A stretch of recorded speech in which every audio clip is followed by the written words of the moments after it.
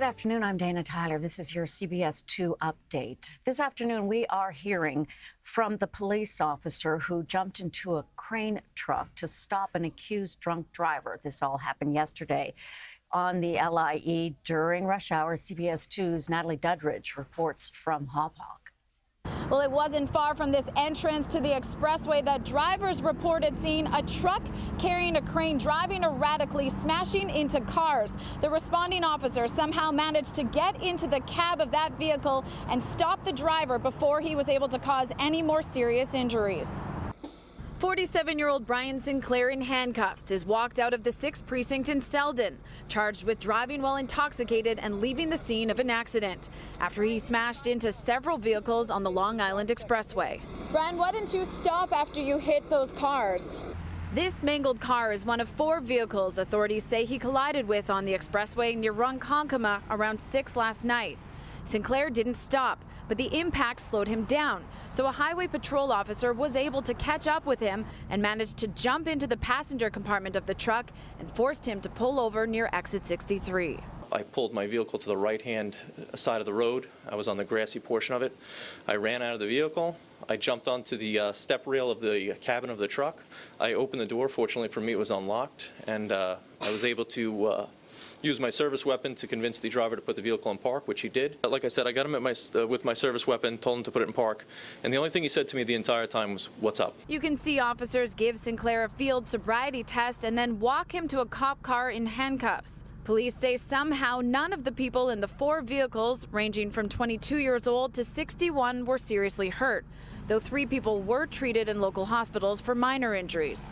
Officer Goss also suffered minor injuries. Police say Sinclair was driving a car that belongs to Bay Crane Services. We reached out to that company for comment, but they have not yet returned a request for information. In Hauppauge, Natalie Duddridge, CBS 2 News.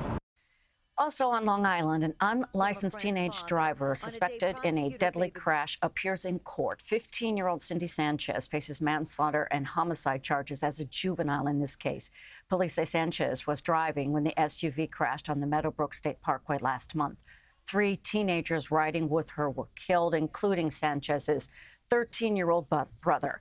5 other teenagers and Sanchez's 18-month-old son were hurt in that crash. Police are investigating the death of a woman whose body was found in a trash compactor inside an apartment building in Union Square. A building employee found the body last night at Secondorf Towers. Investigators say the woman who lived in that building was seen on surveillance video entering the compactor room alone. Police say the death does not appear to be suspicious. The name of the 48-year-old woman has not been released.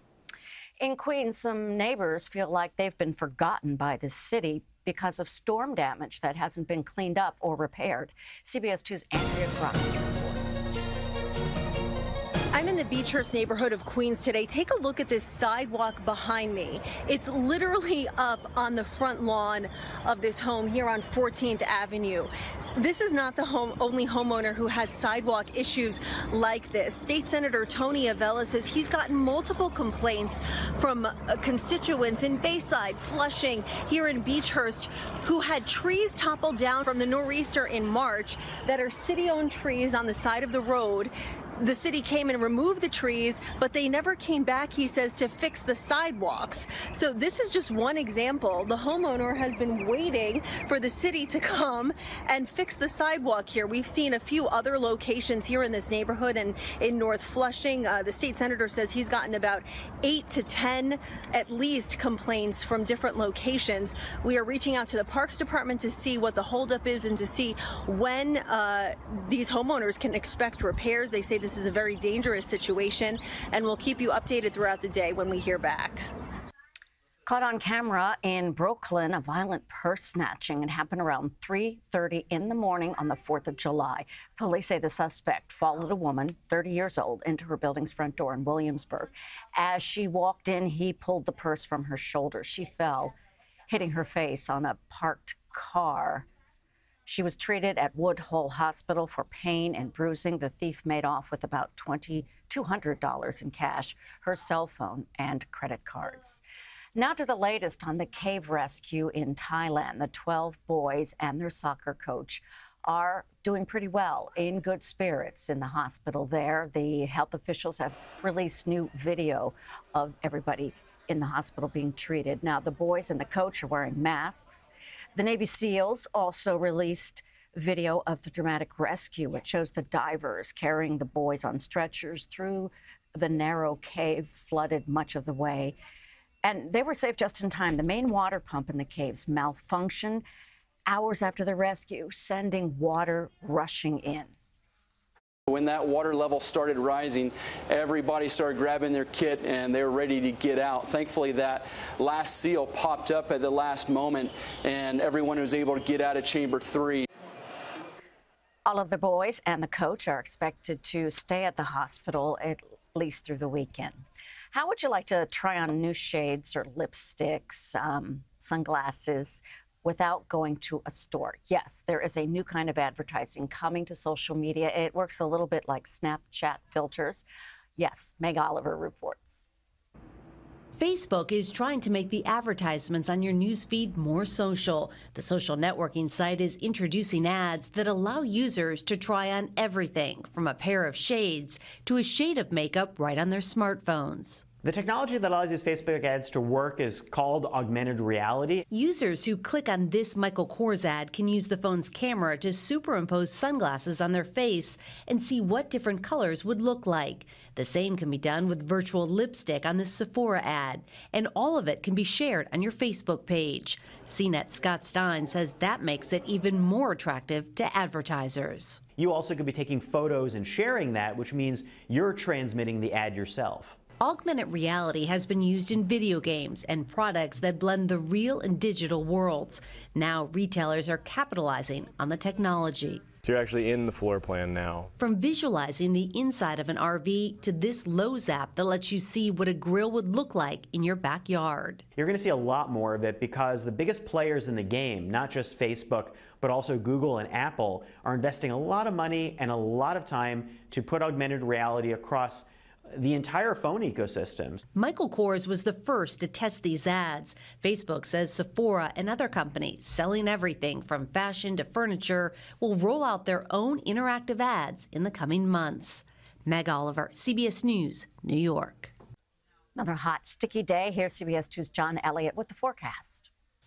Hey, everybody. So this is the deal today. It's one of these vexing kind of forecasts because you look outside, you say, man, it's great out there. Looks good, feels good, and then boom, out of nowhere, you get a little passing shower. And you say, that, Elliot, why I oughta. So I oughta tell you, models are still hinting at a stray shower. Even could see an isolated thunderstorm and, could mess with the Mets briefly as kind of an interruption. Or if you've got plans later today or tonight, maybe getting out of a show, so just, again, not a big deal, just a passing shower. Chris is stirring up the waves, moderate to high rip current risk today, tomorrow. It's less humid tomorrow, so shower activity should stay south and west right around 84. Then Friday's a nice way to wrap up the week.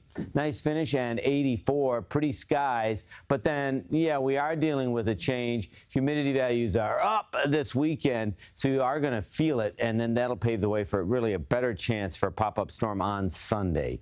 86, your high today with an isolated shower, maybe a brief thunderstorm. And then it starts to feel good. Overnight tonight looking good. Don't forget that rip current risk UV forecast is an 8, so you can burn about 20 minutes. Boy, those ocean temperatures get nice, 70 to 76. Nice numbers Thursday and Friday. It feels like summer. Saturday and Sunday, some pop-up storms possible Sunday into Monday. All right, that's your CBS 2 News update. Stay with us at CBS2News.com. Yes, I said that correctly, along with the CBS New York Facebook and Twitter pages. Also later today, CBS 2 News at 5. I'll see you CBS 2 News at 6 on television. I'm Dana Tyler. Have a nice day.